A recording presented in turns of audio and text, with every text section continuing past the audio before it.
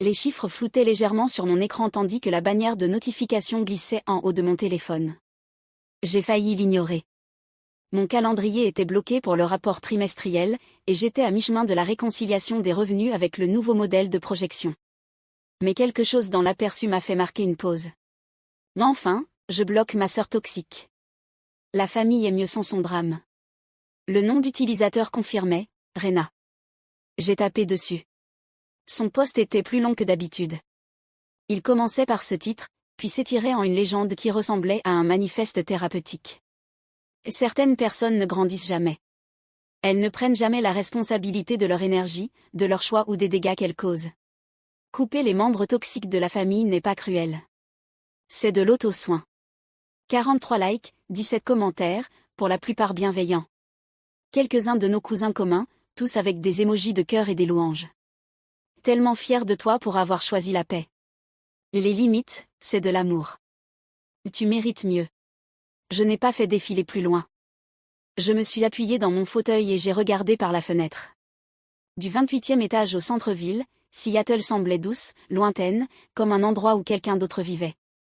Je n'ai pas commenté. Je ne lui ai pas envoyé de message. Je n'étais même pas en colère. J'ai juste attrapé le téléphone fixe sur mon bureau. Bonjour Jennifer, c'est Céleste. J'ai besoin que tu retires l'offre qu'on a faite à Rena Marin hier. Un silence, puis de la confusion. Mais elle a déjà accepté le poste. Nous préparons le dossier d'intégration maintenant. Je comprends.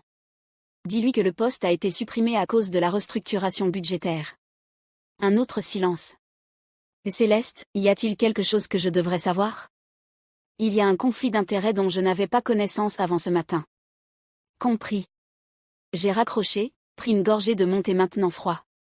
Il y a 3 ans, j'avais lancé Meridian Tech dans un appartement d'une chambre avec 47 000 $ rassemblés grâce à des missions en freelance et une obstination à ne pas abandonner. Maintenant, nous avions 37 employés à temps plein et un chiffre d'affaires qui venait de dépasser 8 millions. Rena ne savait pas que j'étais la PDG. Pour elle, j'étais toujours la sœur qui créait de jolis sites web et n'avait pas un vrai travail. On lui avait proposé un poste ici juste hier, directrice marketing, salaire de 95 000 $, avantage complet, part dans la société après 1 an. Elle était excitée. Elle en avait parlé sur les réseaux. Maintenant, elle allait découvrir ce que ça veut dire de bloquer quelqu'un sans savoir quelle porte on verrouille. Quand j'ai commencé à construire Meridian, mon bureau était une table de cuisine récupérée, avec une pâte fêlée et un bancal que je n'avais jamais pris la peine de réparer. Je prenais les appels clients depuis le couloir, car les murs de mon appartement étaient trop fins. L'idée était simple, développement web, UX, SEO, rien de sophistiqué, mais je traitais chaque client comme s'il était Google. Je me souviens avoir travaillé après minuit, des ramen sur le feu, un deuxième écran clignotant des lignes de code. Je m'étais auto-formé à la paix, à l'intégration, au contrat.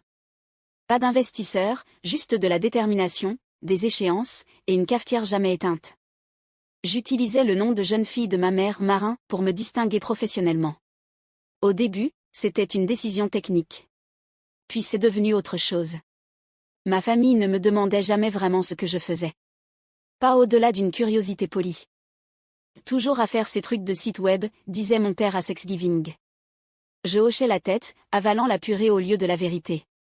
Il ne demandait jamais combien je gagnais. Jamais rien sur les clients, le personnel, le bail du nouveau bureau. Je ne pense pas que ce soit de la malveillance, juste une hypothèse. Pour eux, j'étais la discrète qui avait abandonné la fac sans jamais vraiment réussir. Rena, c'était celle dont ils se vantaient. Elle travaillait dans une boîte de taille moyenne, gagnait 65 000 $ par an, avec assurance santé et plan retraite. Elle portait des talons et postait des graphiques sur LinkedIn. Elle m'a un jour dit, à un moment donné, tu dois penser à ton avenir. Le freelance, c'est pas un plan à long terme. J'ai souri, sans prendre la peine de la corriger. L'ironie? Elle était douée dans son boulot. Elle savait vendre, se positionner. Elle ne savait juste pas regarder sur le côté pour voir au-delà du CV devant elle. Il y a 6 mois, notre service RH a commencé à chercher un directeur marketing. J'ai envoyé son portfolio sous un autre nom. Laissé son travail parler. Elle a réussi le processus, battu 47 autres candidats. Je n'ai rien dit à personne, pas même à Jennifer. Elle l'a mérité. Mais elle n'a jamais demandé qui avait discrètement ouvert la première porte. Elle pensait toujours que j'étais dehors, en train de coller mon visage contre la vitre du succès. Elle ne savait pas que c'était moi qui avais construit l'immeuble. Hier, elle est passée par cette porte vitrée avec fierté, croyant qu'elle lui appartenait. Aujourd'hui, elle va découvrir qu'elle ne s'est même jamais ouverte. À midi le lendemain, la story Instagram de Rena était passée en niveau de gris. Une citation sur un fond nuageux, parfois, juste quand tu penses que tout s'arrange, tout s'écroule. Puis une autre, l'univers me teste. Aucune mention de l'entreprise, aucune accusation directe, juste une succession de tristesses soigneusement sélectionnées pour susciter un maximum de sympathie et permettre une dénégation plausible. Les mêmes personnes qui l'avaient applaudi pour avoir coupé les liens avec sa famille toxique répondaient maintenant avec des émojis en pleurs et des câlins virtuels. Une tante commenta, « Tout arrive pour une raison, ma chérie. » Ma cousine Leia écrivit, « Peut-être que c'est enfin cette énergie négative qui s'éloigne de ton chemin. » Je n'ai pas répondu. Je n'ai pas actualisé. À 15 heures, mon téléphone vibra. C'était maman. Céleste. Je viens de voir les posts de Rena. Elle est vraiment bouleversée. Je les ai vus aussi. Elle a dit que son offre d'emploi avait été retirée. Tu sais quelque chose? Je laissai la question en suspens, non pas parce que je n'avais pas de réponse, mais parce que je savais déjà que cette conversation ne portait pas sur l'information. Il s'agissait de prise de position, de savoir de quel côté on attendait que je sois. Elle pense peut-être, je sais pas, peut-être que ton énergie a d'une façon ou d'une autre interféré. Mon énergie. Elle est juste blessée. Tu sais comment elle devient quand les choses ne vont pas dans son sens. Elle m'a traité de toxique devant toute la famille élargie. Elle a dit au monde qu'on était mieux séparés.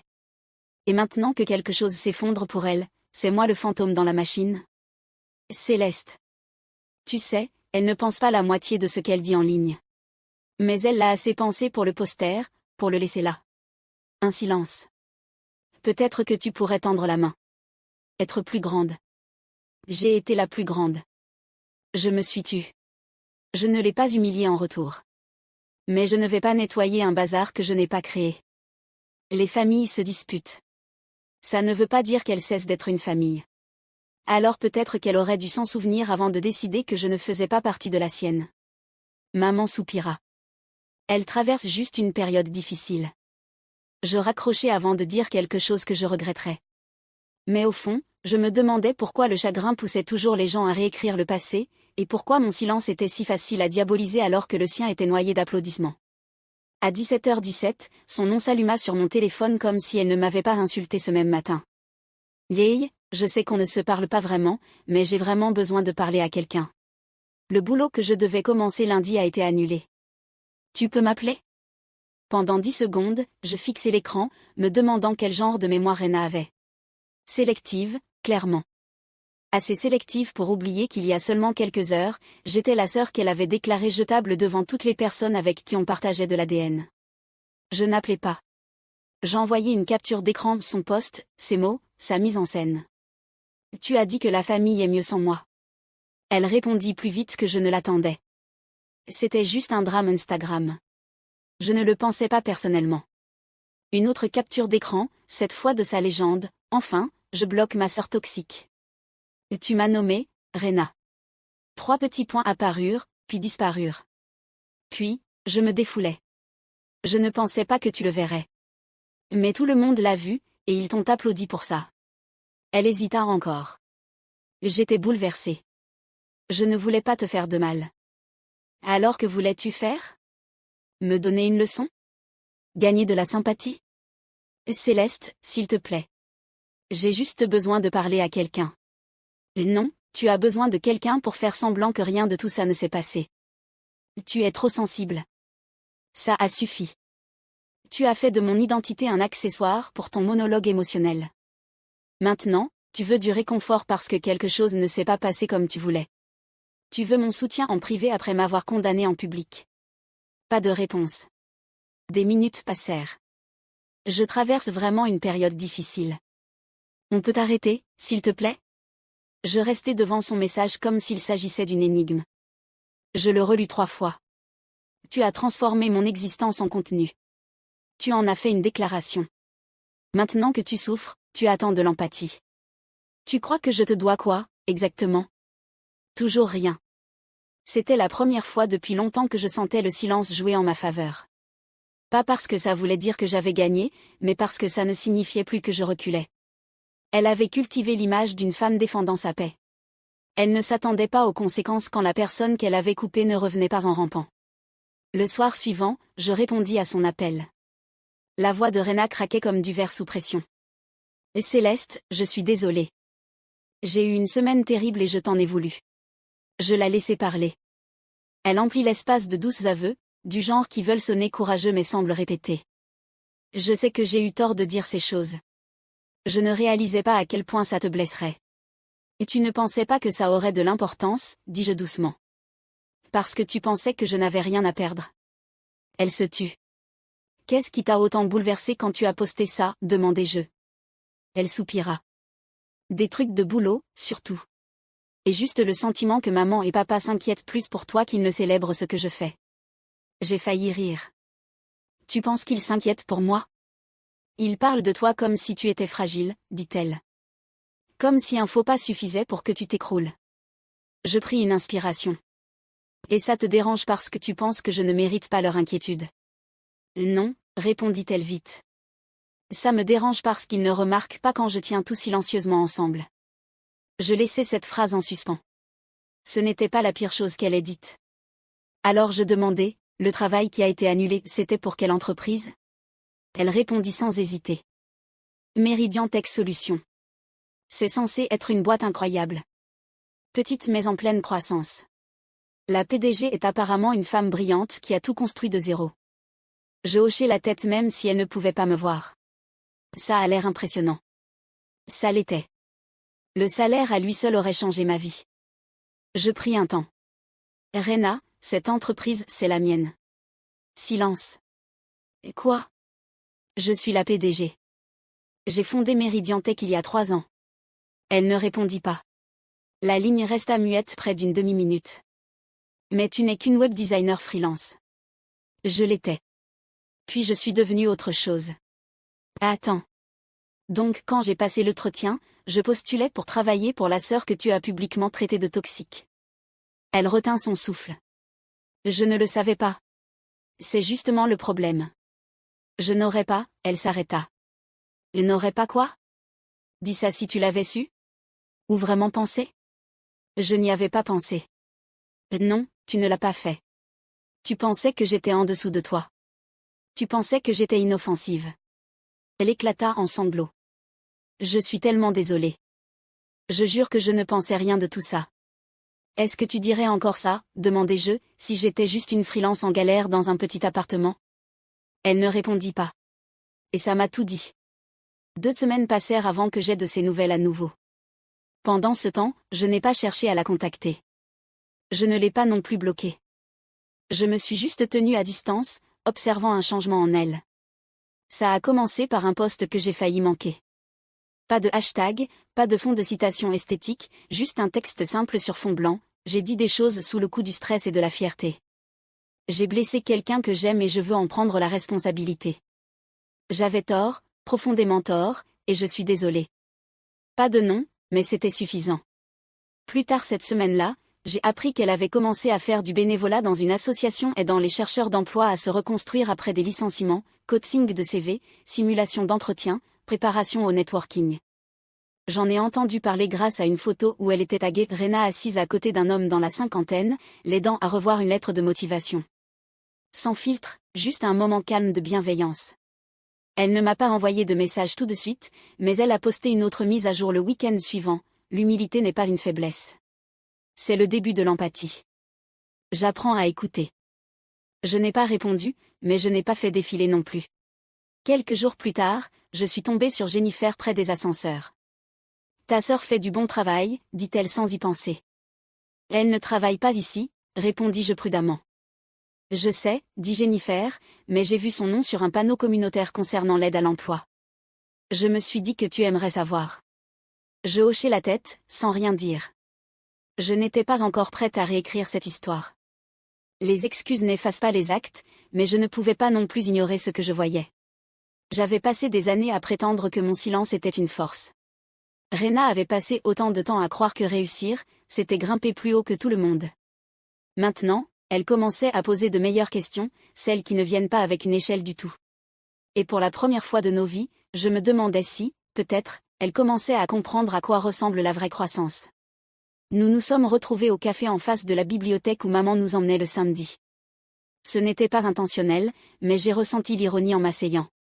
Certains endroits gardent des échos, qu'on les invite ou pas. Rena avait 5 minutes de retard. Pas de maquillage, pas de filtre, pas de spectacle, juste un manteau de laine et un carnet qu'elle n'a pas ouvert. Merci d'être venue, dit-elle doucement.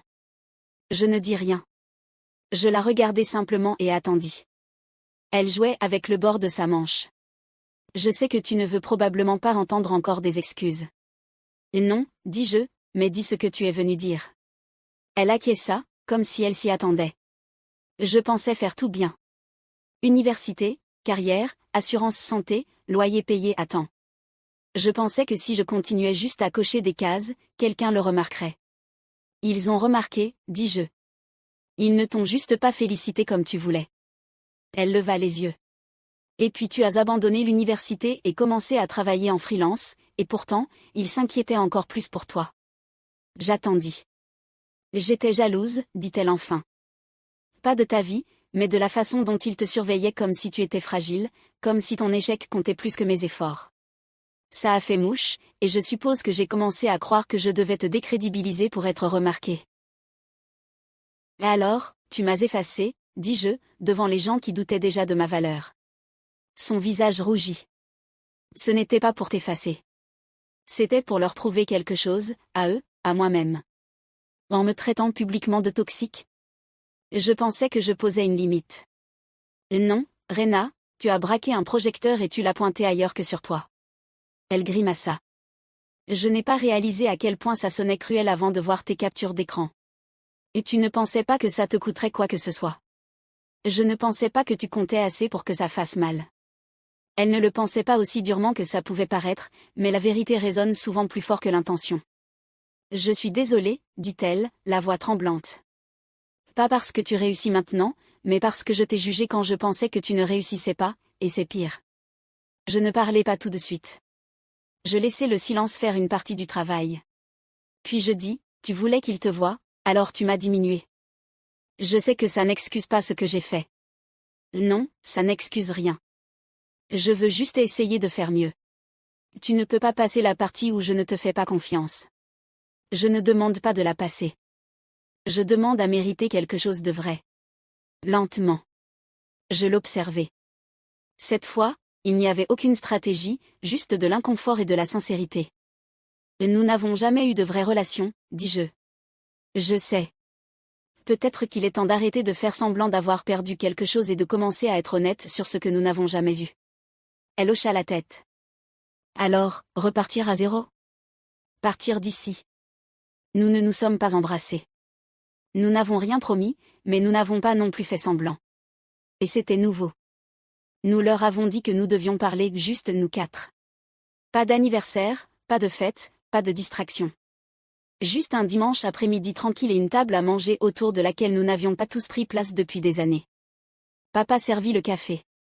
Maman mit des assiettes même si personne n'avait faim. Je sortis mon ordinateur portable et ouvris la page d'accueil de Meridian Tech. C'est mon entreprise, dis-je. Papa se pencha en avant, plissant les yeux. Tu as construit ça? Je l'ai fondé il y a 3 ans. Nous venons de dépasser les 8 millions de chiffres d'affaires annuels. Il cligna des yeux. Attends, tu nous dis que c'est toi la propriétaire? Oui.